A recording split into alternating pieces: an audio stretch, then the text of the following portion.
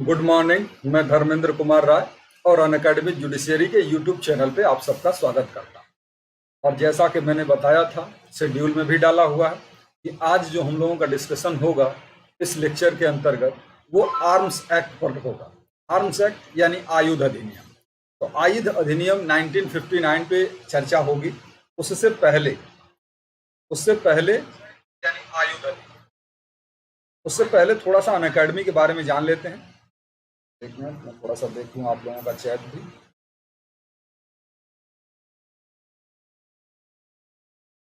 तो good morning. तो थोड़ा सा अनअकैडमी के बारे में जान लेते हैं, फिर उसके बाद चीज़ों की चर्चा करेंगे। आप जानते हैं कि अनअकैडमी हमें देता क्या है, क्या क्या सुविधाएं अनअकैडमी पे मिलती हैं। अनअकैडमी के माध्यम से हम घर बैठे प्रिपरेशन कर पाते हैं और घर बैठे प्रिपरेशन कर पाते हैं और करा पाते हैं। तो ये एक फ़ायदा हम दोनों पक्षों के लिए है, मतलब टीचर के लिए भी अच्छा है और स्टूडेंट के लिए भी अच्छा है। गुड मॉर्निंग सिद्ध बसंत, मधु, ज्योति। सभी कोर्सेज पर आपकी पहुंच होती है, बेस्ट एजुकेटर द्वारा पढ़ाया जाएगा। डाउट क्लियरिंग सेशन हमेशा होते रहते हैं, लाइव टेस्ट सीरीज होती रहती है, स्टडी मटेरियल आपको मिल जाते हैं, आंसर राइटिंग सेशन होता रहता है। मतलब एक स्टूडेंट के लिए जिन जिन चीज़ों की जरूरत पड़ती है वो सारी चीज़ें यहाँ पर उपलब्ध हैं। आप सब स्क्रीन पर देख रहे होंगे, बहुत सारे सब्जेक्ट दिख रहे होंगे और एंड अदर्स लिखा होगा। तो वो सब्जेक्ट तो हैं, साथ में और भी बहुत सारे सब्जेक्ट हैं। किसी यहाँ तक कि किसी स्टेट का लोकल लॉ भी इसके अंतर्गत पढ़ाया जाता है। फिलहाल T20 मार्क टेस्ट चल रहा है, T20 मार्क टेस्ट सीरीज चल रही है। और ये जो है IPC, CRPC, CPC, एविडेंस इस तरीके के हैं। और मंडे, ट्यूसडे, वेडनेसडे, थर्सडे इसकी टाइम टेबल है। और पर डे 9 to 9:30 AM आप इस टेस्ट को दे सकते हैं, ठीक है। और उससे आगे बढ़ते हैं। तो हमने कहा था कि कुछ बैच समय समय पर स्टार्ट होते रहते हैं। बैच स्टार्ट होने का मतलब जैसे कि एक 15 जून से अनिल खन्ना सर का कम्प्रिहेंसिव कोर्स जुडिशियरी के लिए चल रहा है। 5 मई से जुडिशियरी का फाउंडेशन बैच करण सांगवान सर, फैजल खान सर और सिद्धार्थ दुबे सर के द्वारा चल रहा है।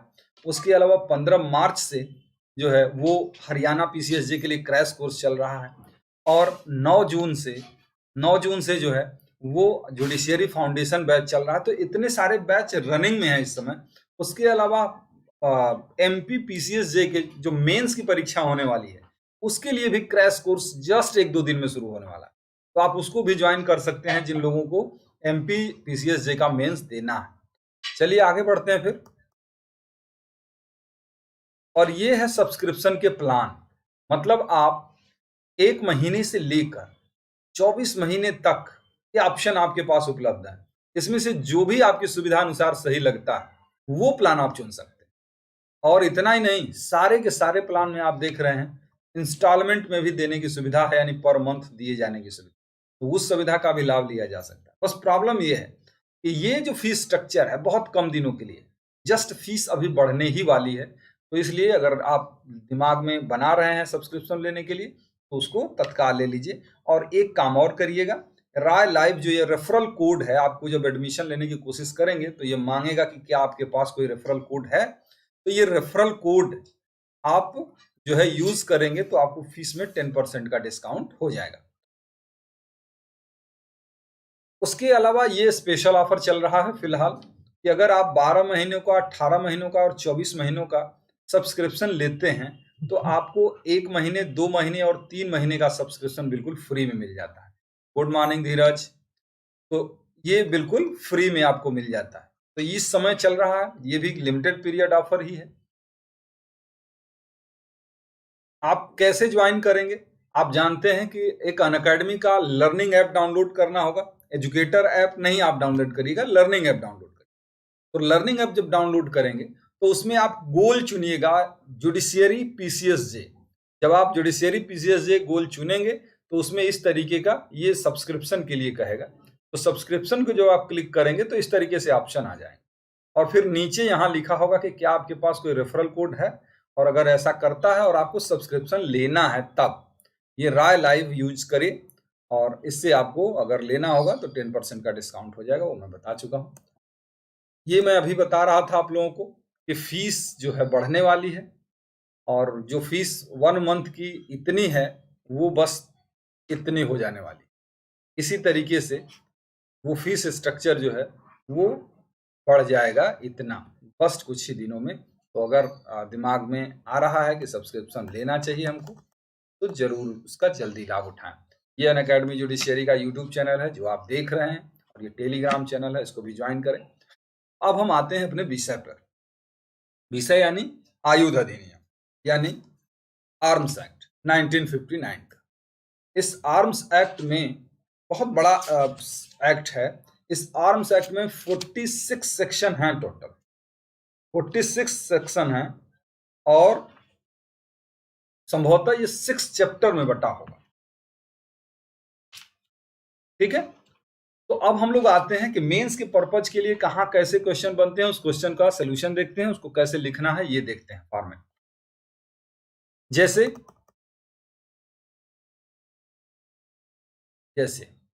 मान लीजिए आपके सामने ये क्वेश्चन आ जाए कि इस अधिनियम के अधीन अनुज्ञप्ति के संबंध में क्या नियम। इस अधिनियम के अधीन अनुज्ञप्ति यानी लाइसेंस लेने के संबंध में क्या रूल है। तो ये क्वेश्चन आएगा तो आप इस तरीके से लिखिएगा कि इस अधिनियम के अधीन विभिन्न कार्यों के लिए अनुज्ञप्ति के संबंध में निम्न प्रावधान। क्या कि पहला है कि अग्न्यायुधों एवं गोला बारूद के अर्जन एवं कब्जे के लिए अनुज्ञप्ति धारा 3 के अंतर्गत है। उसके अलावा विनिर्दिष्ट वर्णन के आयुधों के अर्जन एवं कब्जे के लिए अनुज्ञप्ति धारा 4 में है। चौथा है कि विक्रय एवं विनिर्माण के लिए अनुज्ञप्ति धारा 5 में है।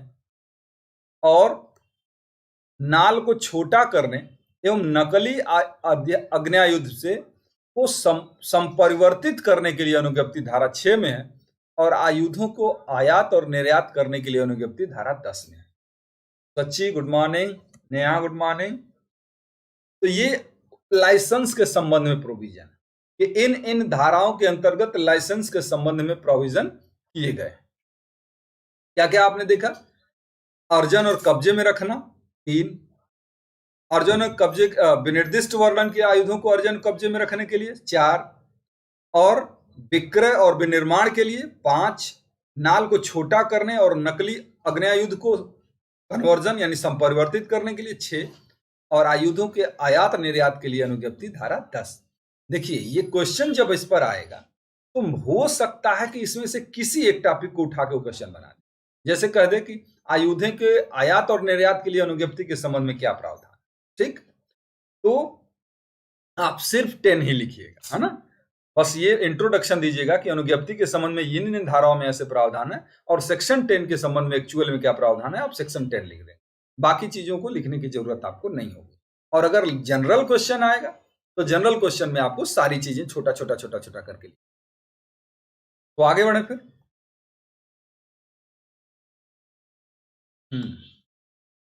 पहला हमने उठाया था गोला बारूद के अर्जन और कब्जे के लिए अनुज्ञप्ति। गोला बारूद के अर्जन और कब्जे में रखने के लिए अनुज्ञप्ति धारा 3 के अंतर्गत, धारा 3 के अंतर्गत क्या है कि कोई व्यक्ति जब तक इस अधिनियम के उपबंधों के अधीन अनुज्ञप्ति को धारित नहीं करता तब तक न तो अग्न्यायुध और गोला बारूद न तो अर्जित करेगा और न ही रखेगा। अब बात समझ रहे होंगे, आप लोगों ने देखा होगा कि जैसे कोई ऐसे जो मान लीजिए हथियार ही है, जैसे पिस्टल वगैरह है, तो उसके लिए लाइसेंस लेना पड़ता। तो लाइसेंस चलाने के लिए लेने की बात नहीं होती है, रखने और प्राप्त करने के लिए भी लाइसेंस लेना पड़ता है। तो कोई भी पर्सन, सेक्शन 3 कहता है कि जब तक उसने लाइसेंस नहीं लिया है तब तक इस तरीके की चीजों को न तो अर्जित करेगा और न ही अपने पास रखेगा। लेकिन हमेशा ऐसा नहीं होता है, कुछ मामलों में लाइसेंस लेने की जरूरत नहीं पड़ती है। जैसे लिखा है, हमने हेडिंग डाला है ना कि कब अनुज्ञप्ति लेना आवश्यक नहीं, निम्न परिस्थितियों में नहीं होगा। जैसे गोला बारूद अग्न्यायुध के मरम्मत के लिए, अगर मरम्मत के लिए जैसे मान लीजिए हम मिस्त्री हैं तो उसके हमको अब लाइसेंस लेने की जरूरत होगी नहीं, तो मरम्मत के लिए। उसके नवीनीकरण के लिए, जैसे लाइसेंस को रिन्यूअल कराना है, उस पर्पज के लिए अगर कोई पोजीशन में रखता है तो वहां भी वो अपराध नहीं होगा। उसके लिए धारक के उपयोग, जिस यानी जिसने लाइसेंस लिया है, उपयोग में लाए जाने के लिए। और चौथी चीज है कि धारक की उपस्थिति एवं उसके लिखित प्राधिकार के अधीन लेता है। ठीक है, तो ऐसी स्थिति में उसको लाइसेंस लेने की जरूरत नहीं पड़ेगी। फिर से एक बार रिपीट कर लीजिए, किन परिस्थितियों में उसे रखने और प्राप्त करने के लिए लाइसेंस लेने की जरूरत नहीं। मरम्मत के लिए, उसके नवीनीकरण के लिए, उपयोग में लाए धारक के उपयोग में लाए जाने के लिए, और उसके लिखित प्राधिकार के अधीन अगर वो लेता है तो इस परिस्थिति में लाइसेंस लेना जरूरी नहीं होगा। चलिए आगे बढ़ते हैं। फिर एक केस लिख लीजिए, जावेद एवं अन्य versus state of Maharashtra. Javed एवं अन्य वर्सेस स्टेट ऑफ महाराष्ट्र। इस केस में कहा गया था कि अभियुक्त के कब्जे में से बिना लाइसेंस के अग्न्यायुध की बरामदगी पर दोष सिद्धि उचित एवं उपयुक्त है। माने अगर कोई पोजीशन में रखता है, हमने शुरू में ही ये बात कही थी, केवल कोई पर्सन अगर पोजीशन में भी रखता है चीज, तब भी उसके लिए लाइसेंस की जरूरत है। और ये उसको करने की जरूरत नहीं कि हमने इसका यूज कहाँ किया, वो सिर्फ पोजीशन में रखता है, तो इसके आधार पर भी अगर कन्विक्शन होता है तो भी वो बिल्कुल सही होगा, उचित होगा। ये बात Javed and others versus state of Maharashtra के केस में कहा गया था। ठीक है, आगे बढ़ा। अगली चीज क्या है कि 2 या 2 से अधिक अग्न्यायुधों के संबंध में प्रतिबंध। मतलब अगर लाइसेंस लेना भी है आपको, तो ऐसा नहीं कि आप 50 ठो गोला बारूद और अग्न्यायुध रख लें, ऐसा नहीं है। 2 से अधिक नहीं रख सकते। और ये रेस्ट्रिक्शन कब लगा है पता है? 2019 में। 2019 में जब अमेंडमेंट हुआ इस एक्ट में, तो रेस्ट्रिक्शन लगा दी गई कि कोई भी पर्सन 2 से अधिक अग्न्यायुध या गोला बारूद नहीं रख सकता। ठीक है, तो 2 से अधिक नहीं रख सकता। और जो लोग या जिन लोगों ने पहले से ही लेके रखा है, तब क्या होगा? लिखा है कि कोई भी व्यक्ति 2 या 2 से अधिक अग्न्यायुध न तो रखेगा और न ही अर्जित करेगा। ठीक है, ये बात इस प्रोविजन के अंतर्गत है। लेकिन यदि 2019 के संशोधन के लागू होने से पहले किसी के पास 2 से अधिक अग्न्यायुध हैं, तो उसे 1 वर्ष के भीतर थाने के भार साधक अधिकारी के पास या मजिस्ट्रेट, जहां जैसी स्थिति, थाने के भार साधक अधिकारी के पास जमा करा देना होगा। क्योंकि 1 वर्ष के अवसान की तारीख से 90 दिन के बाद लाइसेंस रद्द कर दिया जाएगा। बात समझ रहे हैं?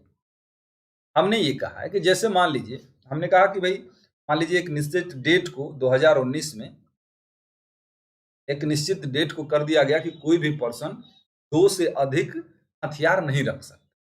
तो 2 से अधिक अगर अग्न्यायुध नहीं रख सकता, ये नियम बन गया। और जो लोग पहले से ही 4 ठो लेके बैठे हुए हैं, तब तो पहले से ही जो 4 ठे लेके बैठे हुए हैं, उनके लिए कहता है कि जिस दिन ये अधिनियम का अमेंडमेंट लागू हुआ, उसके बाद 1 वर्ष के भीतर इन्हें वो जमा करा देना होगा। जहां जैसी स्थिति हो, मान लीजिए पुलिस थाने के भार साधक अधिकारी के पास ही मान लीजिए, तो उसके पास उसको जमा करा देना होगा। कब? 19 के अमेंडमेंट के लागू होने की डेट से 1 साल के भीतर। ठीक। और अगर वो ऐसा नहीं करते, तो ये 1 साल की पीरियड जब बीत जाएगी, तो उसके बाद 90 डेज के बाद ये लाइसेंस रद्द हो जाएगा, लाइसेंस कैंसिल हो जाएगा। बात समझ में आई ना? कि लाइसेंस क्या होगा? कैंसिल हो जाएगा। और लाइसेंस कैंसिल होने का मतलब क्या हो गया कि अगर अब इस तरीके से आपको ट्रीट किया जाएगा जैसे आप कोई हथियार बिना लाइसेंस के रखें, और बिना लाइसेंस के रखने का मतलब आप अपराधी हो गए। अभी जस्ट पिछली वाली केस में हमने जावेद एंड अदर्स की केस जो भी बताई थी, उसमें यही तो बताया था कि उसने सिर्फ रखा था, और रखना ही अपराध होता है ना? तो अगर 2019 के अमेंडमेंट के बाद 1 साल के भीतर उनको जमा करना है, और अगर 1 साल के भीतर जमा नहीं करते तो उस डेट के 1 साल के जो ही टर्मिनेट होगा वो पीरियड, तो 1 साल के भीतर 90 दिन यानी लगभग 3 महीने का, उसके बाद वो लाइसेंस कैंसिल मान लिया जाएगा। और फिर भी अगर आपके पास वो हथियार है तो इसका मतलब है आप अवैध रूप से हथियार रखें और उसके लिए आप जिम्मेदार। चलिए आगे बढ़ें फिर।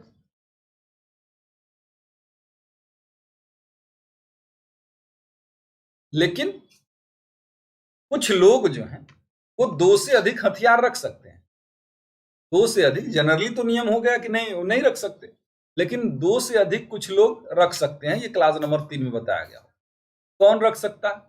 व्यापारी रख सकता है, राइफल क्लब या राइफल एसोसिएशन का राइफल क्लब या राइफल एसोसिएशन रख सकता है जिसे केंद्रीय सरकार द्वारा मान्यता प्राप्त हो, और निशाना लगाने के लिए 22 बोर की, है ना, 22 बोर के राइफल रखे जा सकते हैं, माने खेल वगैरह के पर्पज के लिए वो रखे जा सकते हैं। 1 से अधिक, जैसे मेले उले में आप लोगों ने देखा ना, निशाना लगा गुब्बारा फोड़ने के लिए होता है, तो उस तरीके के राइफल रखे जा सकते हैं 2 से अधिक भी। फिर से अब मैं रिपीट कर देता हूं कि ये कुछ लोग हैं जो कि 2 से अधिक आग्नेयायुध रख सकते हैं, जैसे व्यापारी है, राइफल क्लब है, राइफल एसोसिएशन जो केंद्रीय सरकार द्वारा मान्यता प्राप्त है, और निशाना लगाने के पर्पज के लिए प्रयोग किए जाने के लिए 2 से अधिक राइफल रखे जा सकते हैं। ठीक, तो ये हो गया आपका। तो इतना क्वेश्चन तो मुझे लगता है कि ये वाला क्वेश्चन आप लोगों का क्लियर हो गया हो, है ना। ये है जो कि उसको रखने के संबंध में और उसको एक्वायर करने, अर्जन करने के संबंध में जो नियम है धारा 3, उससे संबंध में जो क्वेश्चन बनते थे वो सारी चीजें हम लोगों ने दे दी कि अनुज्ञप्ति लिए बिना नहीं रख सकते, लेकिन कब अनुज्ञप्ति लेना जरूरी नहीं होगा। उसके अलावा हम लोगों ने देखा कि भाई केस भी देखी। उसके अलावा हम लोगों ने देखा कि 2 से अधिक आग्नेयायुध रखने के संबंध में क्या प्रतिबंध है, उसके संबंध में क्या रूल है, और हम लोगों ने ये भी देखा कि कब कौन लोग हैं जो 2 से अधिक आग्नेयायुध रख सकते हैं। तो आगे बढ़ते हैं, फिर अगला सेक्शन पढ़ लेते हैं। विनिर्माण और विक्रय के लिए अनुज्ञप्ति। विनिर्माण और विक्रय के लिए अनुज्ञप्ति, ये एक अलग क्वेश्चन हो सकता है। ये बात सेक्शन 5 में बताई गई। ये बात सेक्शन 5 में बताई गई, और ये क्या बताता है? सेम वही चीज कि कोई भी व्यक्ति जब तक इस अधिनियम के अधीन लाइसेंस प्राप्त नहीं कर लेता तब तक न तो गोला बारूद का निर्माण करेगा और न ही इसका विक्रय करेगा, है ना। ऐसा एक जनरल रूल तो यही हो गया कि जैसे कि पिछले सेक्शन में था कि जब तक लाइसेंस नहीं ले लेता तब तक वो ऐसे लाइसेंस नहीं ले लेता तब तक न तो उसको रखेगा, अरे न तो उसका विनिर्माण करेगा, न विक्रय करेगा। क्या क्या नहीं करेगा? न तो उपयोग में लाएगा, न विनिर्माण करेगा, न अभिप्राप्त करेगा, न विक्रय करेगा, न अंतरण करेगा, न संपरिवर्तन करेगा। कुछ भी नहीं करेगा जब तक कि वो लाइसेंस नहीं ले लेता। ठीक है ना। जब तक वो लाइसेंस नहीं ले लेता तब तक इनमें से कोई काम वो नहीं कर सकता। कहां बताया गया? सेक्शन 5 में बताया। यदि कोई व्यक्ति प्राइवेट उपयोग के लिए अपने विधि पूर्वक कब्जे में रखता है, उसको किसी प्रकार की अनुज्ञप्ति प्राप्त करने की आवश्यकता नहीं। इस अधिनियम के अधीन कुछ पर्पज बताए गए हैं, और वो बताया गया है कि कोई भी पर्सन, हाँ आशुतोष, वो 22 बोर की जो होती है वो सिर्फ जैसे चिड़िया मारना है, अगर चिड़िया मारना अपराध नहीं है तो गुब्बारा फोड़ना है, तो इस खेल उल के पर्पज के लिए होता है। हाँ, तो हम क्या कर रहे थे कि अगर इस अधिनियम के अधीन केवल प्राइवेट उपयोग के लिए कोई गोला बारूद के निर्माण करने की बात है, गोला बारूद का निर्माण कर सकता है, तो विधिपूर्वक अपने कब्जे में रखता है, तो उसके लिए किसी लाइसेंस की जरूरत नहीं है। तो प्राइवेट उपयोग के लिए क्या है वो अधिनियम में आगे चर्चा होगी। लेकिन परंतु ऐसे आग्नेयायुध जो धारा 3 एवं धारा 4 के अधीन आते हैं, इस प्रकार विक्रय या अंतरण तब तक नहीं किया जाएगा जब तक जिला मजिस्ट्रेट या पुलिस थाने के भारसाधक अधिकारी को इस आशय की सूचना न दे दी गई, और ऐसी सूचना दिए जाने के पश्चात 45 दिन की अवधि का अवसान न हो गया। ये बात नहीं समझ में आई। सेक्शन 3 के अंतर्गत हम लोगों ने कहा था ना कि कुछ परिस्थितियों में लाइसेंस लाइसेंस लेना जरूरी नहीं होता, एक्सेप्शनल सिचुएशन में लाइसेंस लेना जरूरी नहीं होता। सेक्शन 4 के अंतर्गत सरकार ऐसे रूल बना सकती है, नोटिफिकेशन जारी करके ऐसे रूल बना सकती है जिसमें अनिवार्य कर सकती है लाइसेंस लेना, या ये भी कर सकती है कि कुछ परिस्थितियों में लाइसेंस लेने की जरूरत नहीं है। तो जहां उसने ऐसा कर दिया है कि जहां लाइसेंस लेने की जरूरत नहीं है उस काम के लिए, लेकिन तब तक तो ऐसे मामलों में भी इस धारा के अधीन विक्रय या उसका अंतरण नहीं किया जा सकता जब तक जिला मजिस्ट्रेट या पुलिस थाने के भार साधक अधिकारी को इसकी सूचना न दी जाए। जब तक जिला मजिस्ट्रेट या पुलिस थाने के भार साधक अधिकारी को इसकी सूचना नहीं दे दी जाती और सूचना देने के बाद 45 दिन का अवसान न हो गया हो, यानी अगर सूचना देने के बाद पुलिस थाने का भार साधक अधिकारी या मजिस्ट्रेट मना कर दे आपको ऐसा करने, तब आप नहीं कर सकते। लेकिन अगर मना नहीं करता और 45 दिन बीत जाते हैं, इसका मतलब है कि आप इस तरीके के आग्नेयायुध और गोला बारूद का विक्रय या अंतरण कर सकते हैं। अब प्रश्न ये है कि क्या अगर किसी पर्सन ने लाइसेंस लिया हुआ है, किसी पर्सन ने लाइसेंस लिया हुआ है, तो वो क्या उसको ट्रांसफर कर सकता है किसी दूसरे के नाम से? Good morning Shahnawaz.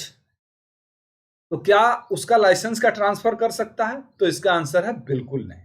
अगर पिता ने, है ना, इसमें लिखा है लाइसेंस धारी की मृत्यु के बाद लाइसेंस के अंतरण की अनुज्ञप्ति नहीं दी जा सकती, पुत्र पिता के नाम के लाइसेंस के अंतरण की मांग नहीं कर सकता। जैसे मान लीजिए हमारे पिताजी, मान लीजिए ए हैं, बी के पिताजी हैं, और इन्होंने एक पिस्टल रखी हुई है, उसके लिए लाइसेंस भी लिया, इनकी डेथ हो जाए तो क्या वो लाइसेंस ऑटोमेटिकली बी के पास आ जाएगा? जी नहीं, बी को वही सारी प्रक्रिया पूरी करनी होगी लाइसेंस लेने के लिए जो फॉर्मेलिटी ए को करनी पड़ी। क्लियर है ना बात? लाइसेंस का ट्रांसफर नहीं होता, इनसे उनको नाम चढ़वाना, ऐसे कोई प्रॉपर्टी नहीं है ना, ये लाइसेंस एक पर्सनल राइट होता है ना, ये कोई प्रॉपर्टी तो है नहीं कि हमारे पास थी आपने दूसरे को दे दी, ये हमारा पर्सनल राइट होता है और पर्सनल राइट को ट्रांसफर नहीं किया जा सकता। आगे बढ़ते हैं फिर। अगला है गनों की नाल को छोटा करने या नकली अग्नेयायुधों को नकली अग्नेयायुधों में परिवर्तित करने के लिए अनुज्ञप्ति। ये बात कहां बताई गई है? सेक्शन 6 में बताई गई है, और सिर्फ आप उसको इसमें वही सेम चीज कॉपी पेस्ट कर देनी है कि कोई भी व्यक्ति गनों की नाल को छोटा नहीं कर सकता, नकली अग्नेयायुधों में परिवर्तित नहीं कर सकता, और अगर कोई व्यक्ति ऐसा करता है तो जब तक लाइसेंस, वो तभी कर सकता है जब उसके लिए उसने लाइसेंस प्राप्त कर लिया। तो इसमें कुछ टेक्निकलिटी है ही नहीं, बस वही है कि ऐसा है कि अगर अग्नेयायुधों को परिवर्तित करना है, छोटा करना है नाल को, तो उसको अनुज्ञप्ति लेनी पड़ेगी, बिना अनुज्ञप्ति वो नहीं कर सकता। तो ये बहुत टेक्निकल नहीं है। अगला सेक्शन है जो इंपॉर्टेंट है, सेक्शन 10। सेक्शन 10 और सेक्शन 10 क्या कहता है कि आयुध आदि के आयात और निर्यात के लिए अनुज्ञप्ति, आयुध आदि के आयात और निर्यात के लिए अनुज्ञप्ति धारा 10 बताती, ठीक है। क्या कहता है कि कोई भी व्यक्ति आयुध या गोला बारूद भारत से बाहर तभी लेकर जा सकता है या बाहर से अंदर लेकर तभी आ सकता है जब वह इस अधिनियम की अधीन अनुज्ञप्ति प्राप्त, जब तक वो अधिनियम की अधीन अनुज्ञप्ति प्राप्त नहीं कर लेता, है ना। कि कोई भी गोला बारूद या हथियार, इस तरीके की चीजें भारत से आयात निर्यात पर प्रतिबंध लगाती है धारा 10, और कहती है कि आप तभी ऐसा कर सकते हैं जब इस पर्पज के लिए आपने उसका लाइसेंस लिया हो। इसका मतलब आप समझ रहे हैं ना, यानी कि लाइसेंस अगर आपने उसको रखने के लिए धारा 3 के अंतर्गत लिया तब उसका आयात निर्यात आप नहीं कर सकते ना। आयात और निर्यात के पर्पज के लिए जब आपने लाइसेंस लिया हुआ है तब उसका आयात निर्यात आप कर सकते हैं, ठीक। हाँ, उसके बिना नहीं कर सकते। लेकिन लेकिन यदि कोई व्यक्ति जो इस अधिनियम के अधीन हकदार है और किसी अन्य विधि के अधीन प्रतिसिद्ध नहीं है, वह ऐसा कर सके। मतलब सीधी सीधी बात है कि जिस पर्सन ने या तो लाइसेंस लिया हुआ है या इस अधिनियम के अधीन उसे हथियार को ले आने की छूट है या किसी अन्य विधि के अंतर्गत उस पर कोई प्रतिबंध नहीं है, तो वो ऐसा कर सकता है, उसे लाइसेंस लेने की जरूरत। दूसरी चीज, यदि कोई व्यक्ति पर्यटक है, समझ रहे ना, कोई व्यक्ति पर्यटक है जो किसी ऐसे देश का है जिसके बारे में केंद्रीय सरकार ने शासकीय राजपत्र में अधिसूचना द्वारा अधिसूचित कर दिया है कि वो प्रतिसिद्ध नहीं है, तो ऐसा पर्सन भी अपने साथ गोला बारूद लेके भारत में एंटर कर सकता है। दोनों बातें समझे। एक तो ये बात है कि कोई भी भारत का व्यक्ति न तो उधर ले जा सकता है न उधर से ले आ सकता है जब तक कि उसके लिए लाइसेंस ना ले। लेकिन अगर भारत सरकार और इस अधिनियम के अधीन जिन लोगों को छूट प्राप्त है कि वो लेके आ जा सकते हैं, उन्हें किसी प्रकार के लाइसेंस लेने की जरूरत नहीं है, तो वो आ जा सकते हैं। कोई पर्सन जो विदेश का है, पर्यटक है और उसके साथ भारत के रिलेशन ऐसे हैं कि उसमें इस प्रकार के हथियार को ले आने की छूट प्राप्त है, तो वहां भी उसको लाइसेंस लेने की जरूरत नहीं रह जाती। दूसरा क्लाज उसका ये कहता है सेक्शन 10 का कि जहां उपर्युक्त प्रावधान के अधीन कोई व्यक्ति धारा 1 के परंतुक में होने का दावा करता है परंतु इस संबंध में संदेह है, तब उसे निरुद्ध कर सकेगा जब तक केंद्रीय सरकार का आदेश प्राप्त नहीं हो जाता। इस बात को आप नहीं समझ पा रहे। जैसे हमने कहा ना कि जिन लोगों को छूट प्राप्त है या जो लोग पर्यटक हैं, ऐसे लोगों को लाइसेंस लेने की जरूरत नहीं है। और वही क्लास नंबर 2 कहता है कि कोई पर्सन जो क्लास नंबर 1 में होने का दावा करता है, यानी वो कहता है कि हमको छूट प्राप्त है, हमको लाइसेंस लेने की जरूरत नहीं है, लेकिन ये डाउट होता है कि इसको लाइसेंस से छूट प्राप्त है अथवा नहीं है, तो उसको अगर डाउट होता है तो उस सारी चीजों को डिटेन किया जा सकता है जब तक कि सेंट्रल गवर्नमेंट ऐसा कोई ऑर्डर पास नहीं करती। तो ये है इसके संबंध में प्रोविजन। आज इतना ही रहने देंगे हम लोग, और उसके बाद जब हम लोग मिलेंगे अगले चैप्टर में तो अगले पार्ट की चर्चा होगी। ठीक है ना। तो आज के लिए इतना ही रहने देते हैं। इसका स्क्रीनशॉट आप ले लीजिएगा, उम्मीद है ले चुके होंगे, और आप उसको अपने कॉपी में मेंशन भी कर लीजिए। ठीक है। सारी चीजें बेयर वाली ही हैं, बस बेयर की जो लैंग्वेज है उसको हमने आसान बनाया है, और ताकि आपको एकदम इजीली समझ में आ जाए। और उसके अलावा हमने जो कठिन कठिन शब्द हैं उनको आसान बनाया और काट के छोटा कर दिया। अननेसेसरी बड़ा बड़ा पैराग्राफ नहीं रहने दिया। तो ये चीज है। फिर हम लोग अब मिलेंगे कल। Thank you. कल मिलेंगे तो आगे की पार्ट की चर्चा होगी। मैं बता दूं कि एमपी जुडिशियरी के लिए एमपी जुडिशियरी मेंस के लिए क्रैश कोर्स शुरू होने वाला है। वो क्रैश कोर्स के कुछ बातें आपको यूट्यूब चैनल पर भी उपलब्ध हो जाएंगी, और कुछ बातें आपको अनअकैडमी ज्वाइन करना होगा, उसके लिए क्रैश कोर्स चल रहा है। तो जैसा आप समझिएगा उसके हिसाब से अपना डिसीजन लीजिएगा। बहुत बहुत धन्यवाद आप लोगों का, इतनी देर तक पेशेंस बना के बने रहे। Bye bye.